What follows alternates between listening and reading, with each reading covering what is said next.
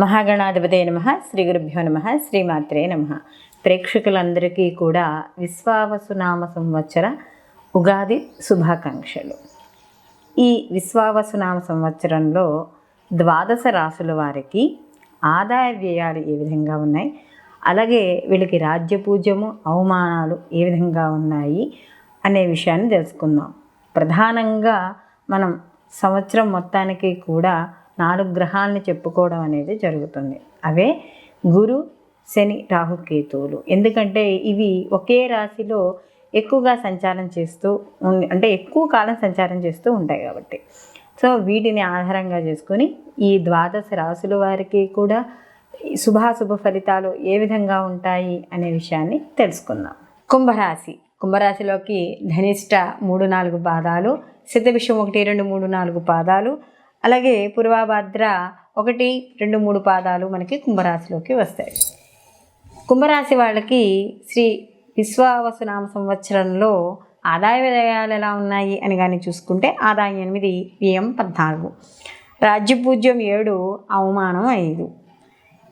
వీళ్ళకి ఈ సంవత్సరం మెయిన్గా మనం చూసుకునే గ్రహాలు ఏవైతే ఉన్నాయో అవి గురు, శని, రాహుకేతులు. వాళ్ళ స్థితిగతులు కానీ చూసుకుంటే గురువు పశ్చిమ స్థానమందు, అలాగే శని భగవానుడు ఈ సంవత్సరం అంతా కూడా వీళ్ళకి ధనస్థానమందు అంటే ద్వితీయమందు సంచారం చేయడం అనేది జరుగుతుంది. అంటే ఏళ్ళనాటి శని ఏదైతే ఉందో అది సెకండ్ వీళ్ళకి ఏదైతే ఉందంటే వ్యయస్థానం నుంచి వచ్చి జన్మ నుంచి వచ్చి ఇప్పుడు 2వ స్థానంలోకి వెళ్తున్నాడు. అంటే చివరి 2.5 సంవత్సరాలు వీళ్ళకి జరుగుతుందన్నమాట. అంటే సెకండ్ ఫేజ్ నుంచి థర్డ్ ఫేజ్లోకి వెళ్తున్నాడు.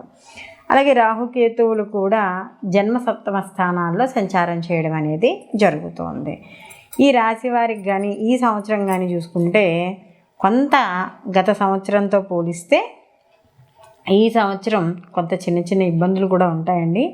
అయితే ఎందుకంటే ద్వితీయ స్థానం మందు ఉన్నాడు కదా, అంటే ఇక్కడ ధనస్థానం మందు ఉన్నాడు కాబట్టి ఆర్థికంగా కాస్త ఇబ్బందులు పడే అవకాశం అనేది, లేదా ఆర్థిక పరంగా కుటుంబ పరంగా అంటే ఆర్థికము కుటుంబము 2 కలుస్తాయి. అంటే కుటుంబ సభ్యుల ద్వారా కానీ కుటుంబ పరంగా కానీ ఖర్చులు అయ్యే అవకాశం అనేది ఇక్కడ కుంభరాశి వాళ్ళకి ఈ సంవత్సరం కనబడుతుంది.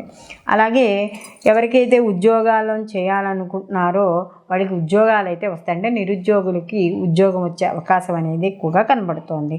విద్యార్థులకు కూడా అనుకూలంగా ఉంటుంది. వాళ్ళు ఏదైతే విద్యార్థులు వాళ్ళ పోటీ పరీక్షలు అవైతే ఉన్నాయో వాటిలో విజయాలు సాధించడం అనేది ఉంటుంది. అయితే మే వరకు కూడా జన్మలో వీళ్ళకి రాహు రాడు కాబట్టి మే తర్వాత నుంచి కాస్త జీవిత భాగస్వామి విషయాల్లోనూ అలాగే భాగస్వామి వ్యాపార విషయాల్లో చిన్న చిన్న ఉడుదుడుకులు అనేవి ఉంటాయి. సంతానపరంగా కానీ చూసుకుంటే అనుకూల సమయంగా మనం చెప్పుకోవచ్చు. ఆరోగ్యపరంగా కూడా కొంతవరకు అనుకూలంగా ఉండడం అనేది జరుగుతుంది. అలాగే ఎవరైతే ఈ యొక్క కెమికల్స్ లేకపోతే ఈ కాస్మెటిక్స్ అందానికి సంబంధించిన వ్యాపారాలు రవాణా రంగాలు ఏవైతే చేస్తున్నారో వాళ్ళందరికీ కూడా అనుకూలంగా ఉంటుంది. అలాగే అలంకార వస్తువులు అంటే వస్త్రాలకు సంబంధించిన వ్యాపారాలు వాళ్ళందరికీ చేస్తున్న వాళ్ళకు కూడా అనుకూలంగా ఉండడం అనేది జరుగుతుంది. ఎప్పుడైతే ఈ రాశి వాళ్ళకి అంటే ఈ యొక్క కుంభరాశి వాళ్ళకి ద్వితీయాధిపతి అంటే ధనాధిపతి వెళ్ళి అంటే ధన లాభాధిపతి వెళ్ళి పంచమ స్థానంలో సంచారం చేస్తాడో అంటే మే నుంచి కూడా ఎప్పుడైతే ఈ రాహుకేతులతో పాటు గురువు కూడా చేంజ్ అవుతాడు అప్పుడు మంచి అవకాశాలు ఇంకా రావడం అనేది జరుగుతుంది. అంటే ఏనాటి శని ప్రభావం ఉన్నా కూడా పంచమ స్థానంలో గురువు ఎప్పుడైతే వెళ్ళాడో ఆలోచన మారుతుంది. ఆలోచన వల్ల ధన సంపాదన, ఆదాయ మార్గాలు, సమాజపరంగా వీళ్ళకి కీర్తి ప్రతిష్టలు ఇలాంటివి పెరిగే అవకాశము, ప్రతి పనిలోనూ కూడా మంచి ప్రణాళికలు వేసి విజయం సాధించడం అనేది జరుగుతుంది. అలాగే ఉన్నత విద్యలు లేదా చేస్తున్న ఉద్యోగాల్లోనే ప్రమోషన్లు రావడానికి కోర్సులు చదవడం, అందులో విజయం సాధించడం, ఇలాంటి ఆదాయ మార్గాలు పెంచుకోవడం అనేది జరుగుతుంది. అలాగే పంచమ స్థానంలో గురువు ఎప్పుడైతే ఉన్నాడో ఈయనకి అంటే ఎదరవాళ్ళతో మాట్లాడేటప్పుడు మీ మాటలు ఎదరవాళ్ళకి అంటే ఆకర్షవంతంగా ఉండడం, మీరు ఏదైతే చేయాలనుకుంటున్నారో ఇప్పుడు చూడండి మార్కెటింగ్ రంగంలో ఉన్నారనుకో వాళ్ళకి చాలా ఇంకా ఆశాజనకంగా ఉండడం, అంటే వీళ్ళకి మాట్లాడే మాటలు ఎదర వాళ్ళని ఆకర్షించడం, ఒప్పుకోవడం, మీ మాటల్ని అవతల వాళ్ళు సమ్మతించడం ఇలాంటివి ఎక్కువగా జరుగుతాయి. అలాగే ఇక్కడ ఆరోగ్యపరంగా కూడా కొంచెం దృఢత్వం ఏర్పరచుకోవడం అనేది ఉంటుంది. సంతానపరంగా ఉన్నత విద్య, వాళ్ళు విద్యల్లో రాణించడం, కొంత సంతానపరంగా కూడా వాళ్ళు సాధించిన విజయాలు మీకు సంతోషకరంగా ఉండడం ఇలాంటివన్నీ కూడా ఉంటాయి. అలాగే ఇక్కడ సమాజపరంగా కూడా ఎవరైతే విద్యార్థులు ఉన్నారో వాళ్ళు మంచి ఉత్తీర్ణత సాధించి ఉద్యోగాల కోసం ఎవరైతే ప్రయత్నిస్తున్నారో వాళ్ళకు ఉద్యోగాలు రావడం అనేది జరుగుతుంది. అలాగే విదేశీ విద్య, దూర ప్రయాణాలకు సంబంధించి అంటే దూరదేశాల్లో ఎవరైనా విద్య అభ్యసించాలనుకున్న వాళ్ళకి స్కాలర్షిప్లు, లోన్స్ అవి రావడం ఇలాంటివి కూడా జరిగే అవకాశం ఉంది. మంచి రాణింపు ఉంటుంది. అలాగే ఉన్నత విద్య సాధించే వాళ్ళకి కూడా మంచి అవకాశాలు లభిస్తాయి. సంతానపరంగా కూడా ఆరోగ్యంగా ఉంటుంది. అలాగే కాస్త మధ్యలో సంవత్సరం మొదలైన మధ్య దగ్గర నుంచి కూడా ఆరోగ్య సమస్యలతో కాస్త చిన్న చిన్న ఆర్థికపరమైన ఇబ్బందులు కూడా ఉండడం అనేది ఇక్కడ జరుగుతుంది. అలాగే ఎప్పుడైతే ఇక్కడ ఏదైతే శని భగవానుడు ఈ యొక్క కుటుంబ స్థానంలోకి మారుతాడో అప్పుడు కాస్త కొంచెం కుటుంబ పరంగా చిన్న చిన్న ఇబ్బందులు అనేవి ఉంటాయి. అంటే కుటుంబ పరంగా, ఆర్థిక పరంగా కూడా సమస్యలు, కుటుంబ సభ్యులతో వాదనలు ఇలాంటివి కూడా ఎక్కువగా ఉంటాయి. కాబట్టి ఇలాంటి విషయాల్లో జాగ్రత్త వహించాలి. అలాగే కొంచెం ఎలా అంటే మనం చేసే ప్రయాణాలు చేసేటప్పుడు కానీ, వాహనాలు మీద వెళ్ళేటప్పుడు కానీ కాస్త జాగ్రత్త వహించుకోవాలి. ఎందుకు అంటే కుటుంబ స్థానానికి అంటే ఆయన యొక్క ఈ యొక్క కుంభరాశి వాళ్ళకి చూసుకున్నప్పుడు వ్యయాధిపతి కూడా ఆయన అయ్యాడు కదా.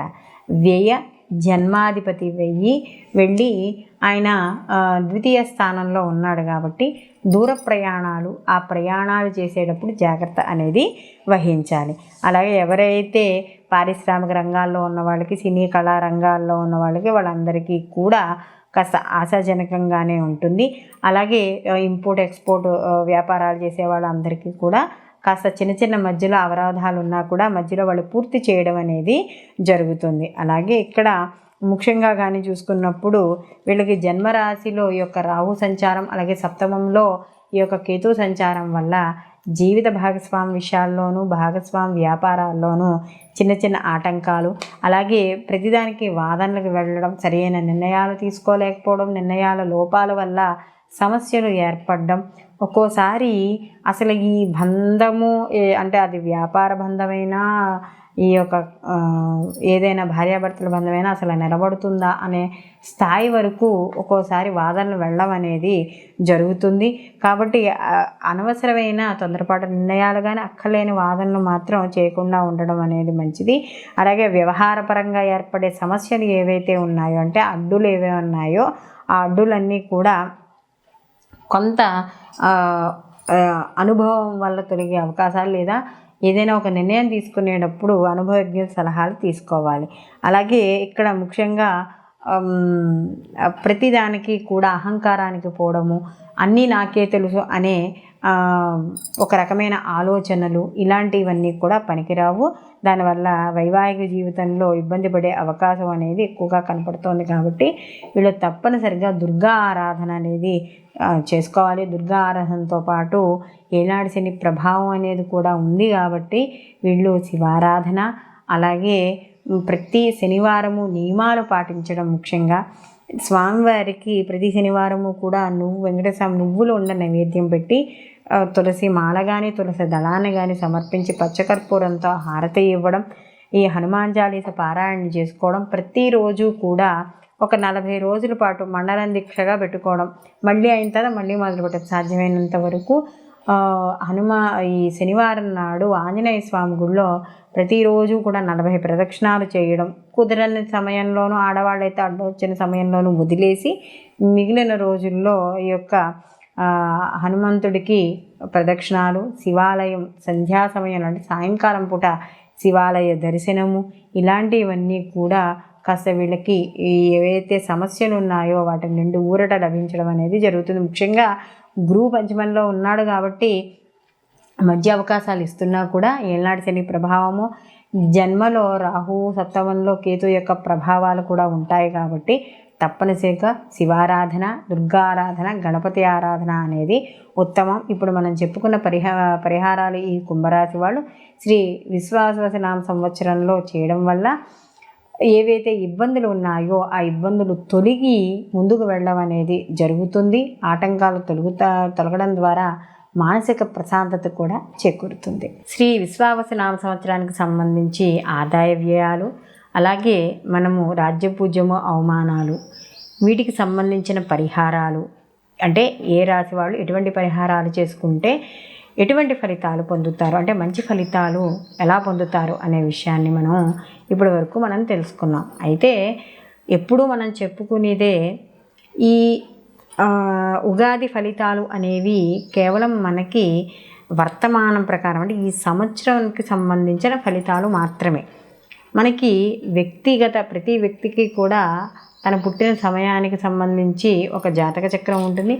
ఆ వ్యక్తిగత జాతకానికి సంబంధించి రిజల్టు దీంతో కంపేర్ చేయడానికి ఉండదు.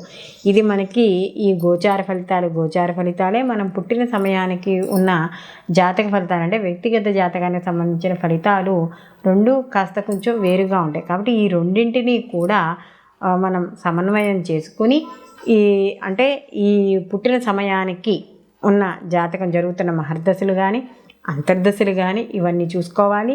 అలాగే ఈ వర్తమాన ప్రకారం, అంటే మనం ఈ సంవత్సర ఫలితాలను కూడా చూసుకుని ఏ సమయానికి ఎటువంటి పనులు చేయాలి, ఎటువంటి పనులు చేయకూడదు, ఇలాంటివన్నీ కూడా మనం చూసుకోవడం ద్వారా మనకు వచ్చే నష్టాన్ని తగ్గించుకుని, అలాగే మనకి ఎక్కడైతే ఏ వ్యాపారం చేస్తే ఎలాంటి ఫలితాలు ఉంటాయి, ఈ సమయంలో మనం ఈ పనులు చెయ్యొచ్చా చేయకూడదా, దీనివల్ల మనకి అవమానం ఎంత, నష్టం ఎంత, ఇలాంటివన్నీ కూడా మనకి ఈ గోచార ఫలితాలతో పాటు జన్మజాతక ఫలితాలను కూడా మనం పరిశీలనలోకి తీసుకోవడం ద్వారా సరైన ఫలితాలు రావడం అనేది జరుగుతుంది. కాబట్టి వ్యక్తిగత జాతకాలకు ఎవరైనా కావాలి అనుకుంటే మాకు ఈ కింద స్క్రోల్ అవుతున్న నెంబర్కి ఫోన్ చేయడం ద్వారా మీ యొక్క వ్యక్తిగత జాతక ఫలితాలు కూడా మీరు తెలుసుకోవడం అనేది జరుగుతుంది. కాబట్టి మీకు ఈ వీడియో కానీ నచ్చినట్టు అయితే లైక్ చేయండి, షేర్ చేయండి. తప్పనిసరిగా మీ అభిప్రాయాల్ని కామెంట్ రూపంలో